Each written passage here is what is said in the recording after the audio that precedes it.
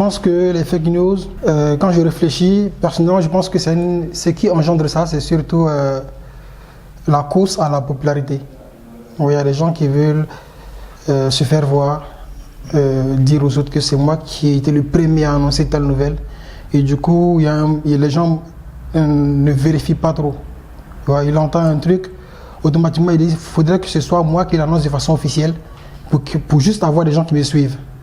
Donc c'est une sorte de petite course à une sorte de notoriété, tu vois, qui engendre ça selon moi. Aujourd'hui nous sommes à un niveau où ça ne concerne pas que les médias. Il y a des gens qu'on appelle entre guillemets les influenceurs, qui parfois n'appartiennent même pas à un média. Et on le dit moins, mais c'est surtout de ces influenceurs-là que la plupart des fake news sont propagées. Ça remporte aujourd'hui. Quand on est influenceur, des marques peuvent nous faire appel pour parler un peu de leurs produits. Donc c'est quelque chose qui nourrit les gens aujourd'hui. Oui. Et parfois, il faut toujours garder ce lien-là entre toi et les internautes. Parce qu'une fois que tu coupes le lien, parfois on t'oublie. Donc il y a cette guerre-là qui est là, qui fait que ceux-là aussi sont concernés par les fake news. Ils entendent un truc, ils ne prennent même pas la peine de vérifier, ils vont être le premier à balancer parce que s'ils le balancent en premier, il aura plus de partages, plus de j'aime, plus de commentaires et il garde son terrain. Donc on en parle peu, mais c'est important de aussi voir ces personnes-là, quoi.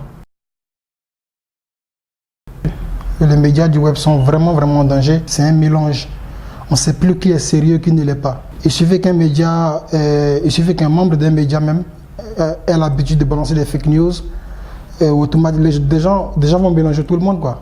Et dire les médias du web sont ceci, les médias du web sont ceux-là. Ils ont l'habitude de balancer des fake news juste parce que certains le font. Ouais, donc on le prend à la légère, mais effectivement tous les médias sont en danger, les médias du web. Ouais.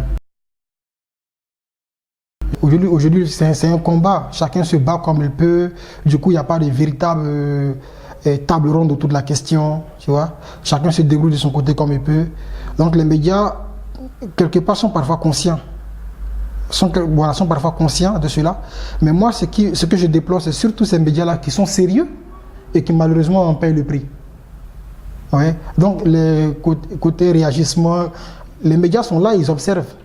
Parce que ce qu'il faut, c'est peut-être une table ronde pour en parler et mettre sur, on va dire, des pistes, des directives assez claires.